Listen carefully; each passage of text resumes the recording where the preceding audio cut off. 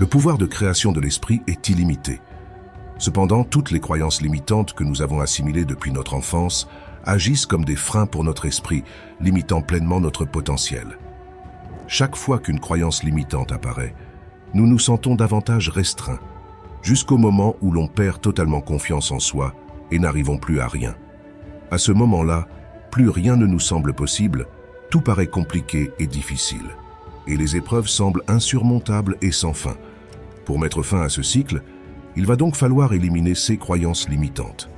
Mais avant cela, il faut les identifier, comprendre pourquoi il est impératif de les supprimer, en quoi elles nous limitent, et surtout, comment récupérer le véritable pouvoir de notre esprit pour créer la réalité de nos rêves. Ce que vous allez découvrir tout au long de cette vidéo va clairement changer votre vie à jamais. Ces enseignements ont déjà transformé la vie de milliers de personnes, et ce sera également le cas pour vous si vous les appliquez. Alors, prenez des notes et préparez-vous à vivre un grand changement dans votre vie. Tout d'abord, qu'est-ce qu'une croyance limitante? Enfant, nous étions tous illimités.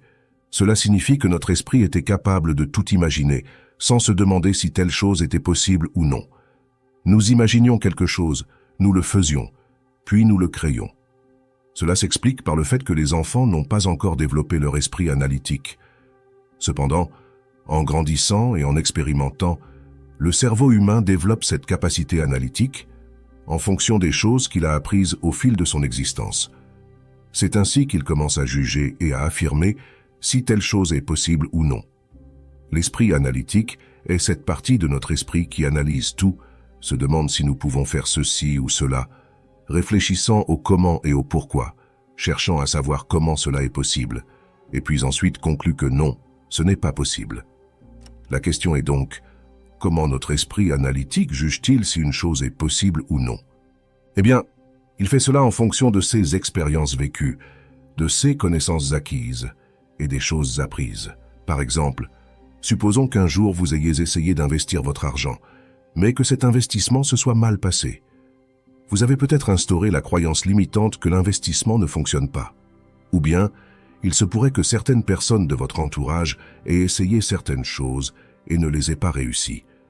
Rapidement, vous vous êtes dit que vous aussi n'y arriveriez pas. Ou encore, supposons qu'à l'école, il vous ait été enseigné certaines lois de la physique classique, fondées sur des idéologies passées.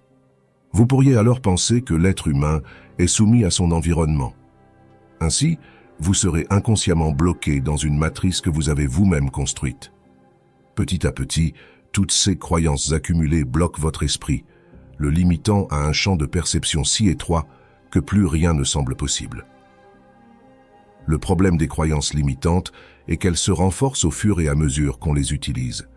Pour mieux comprendre, imaginez que chaque croyance limitante représente une connexion neuronale dans votre cerveau. Chaque fois que vous entretenez cette croyance, les neurones se renforcent comme les racines d'un chêne qui s'étendent au fur et à mesure qu'il grandit. Ainsi, si depuis l'enfance vous avez des croyances limitantes, elles sont profondément enracinées. C'est la raison pour laquelle elles semblent difficiles à surmonter ou nous paraissent totalement normales, faisant partie intégrante de notre quotidien. La première technique que j'ai moi-même utilisée est de s'admettre à soi-même que l'on ne sait rien. Comme le disait le philosophe Socrate, la seule chose que je sais, c'est que je ne sais rien. Cette affirmation permet de faire taire l'esprit critique et de revenir en mode apprentissage. Au lieu de tout juger et de chercher à déterminer si cela est vrai ou non, le cerveau recommence à écouter sans analyser, ce qui nous permet de réapprendre. L'idéologie sociétale en Occident nous a rapidement fait penser qu'une fois l'école finie, l'être humain n'avait plus besoin d'apprendre. Or, l'être humain a toujours besoin d'apprendre, du moins jusqu'à ce qu'il reprenne conscience de qui il est. Avons-nous déjà cherché à nous comprendre nous-mêmes, ou vivons-nous en mode pilotage automatique? Dès l'enfance, nous avons rapidement intégré les écoles, mimé notre entourage et appris ce qu'on nous a enseigné. Mais il est juste de se poser la question suivante. Tout ce que nous avons appris jusqu'à présent nous convient-il? Si je devais mourir demain, serais-je heureux de la vie que j'ai menée? Ai-je essayé de réaliser mes rêves ou ai-je fait ce que les autres voulaient? Existe-t-il réellement des choses impossibles à faire? Ou est-ce mes croyances limitantes qui me font croire cela? Les lois de la physique que j'ai apprises jusqu'à présent sont-elles fondées sur la réalité? Ai-je déjà essayé de creuser plus loin? Ce sont ces questions qui nous amènent des réponses. Dès lors que l'on commence à se poser les bonnes questions, nous entamons un processus de transformation intérieure et de prise de conscience continue. Parfois, la vie nous bouscule, mais bien souvent, ce sont ces bousculades qui nous réveillent. Une eau stagnante finit toujours par croupir. De même, un être humain qui n'évolue pas finit par recréer la même réalité encore et encore, comme une boucle sans fin, menant inévitablement au même résultat.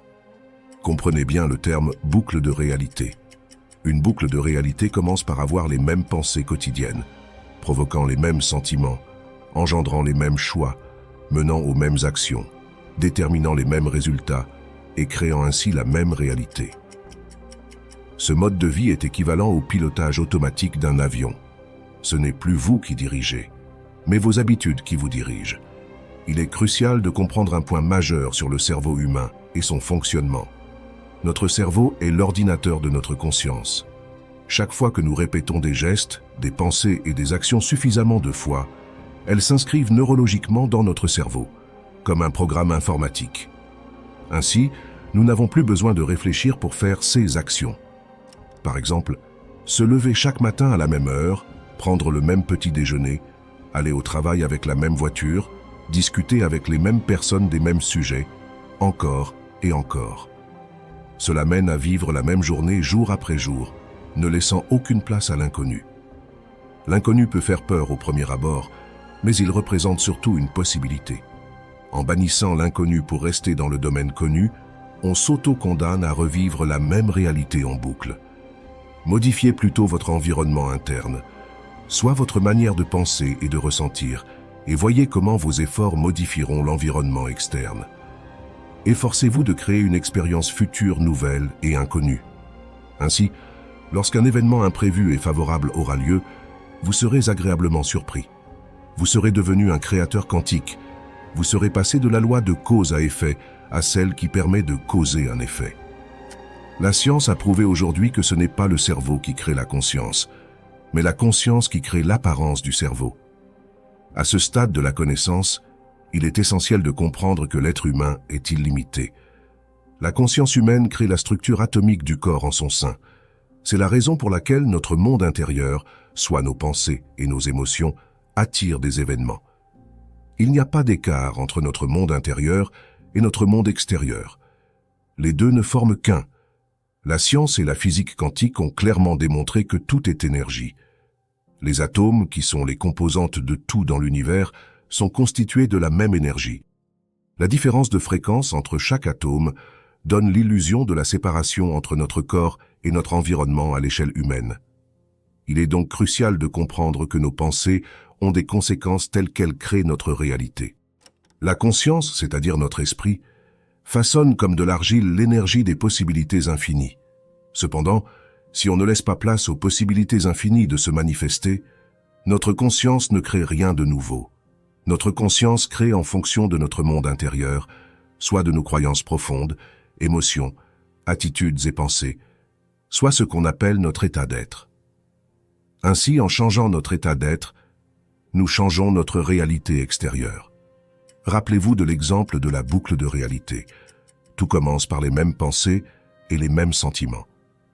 Dès que vous avez de nouvelles pensées, vous ressentirez de nouveaux sentiments, qui engendreront de nouveaux choix, menant à de nouvelles actions, déterminant de nouveaux résultats et créant automatiquement une nouvelle réalité.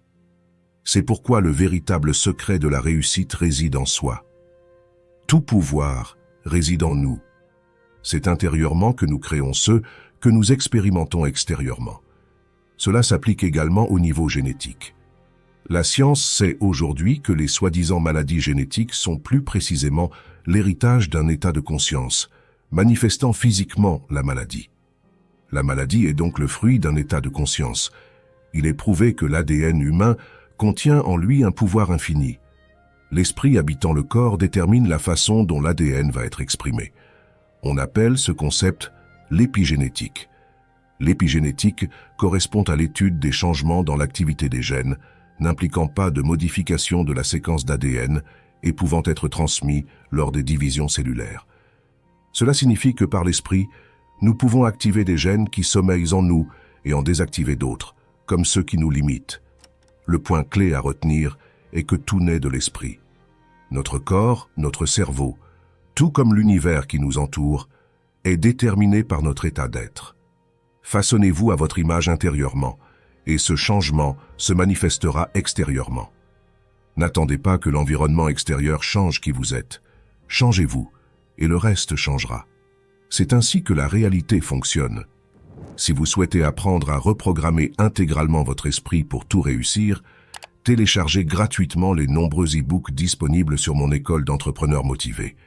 Des milliers de personnes les ont déjà téléchargés, alors ne ratez surtout pas cette opportunité unique tant qu'elle est encore disponible. Ce que vous allez découvrir dans ces ouvrages va changer votre vie à jamais. Le lien est dans la description. N'oubliez pas de vous abonner et d'aimer la vidéo si elle vous a plu, et je vous dis à tout de suite dans une nouvelle vidéo.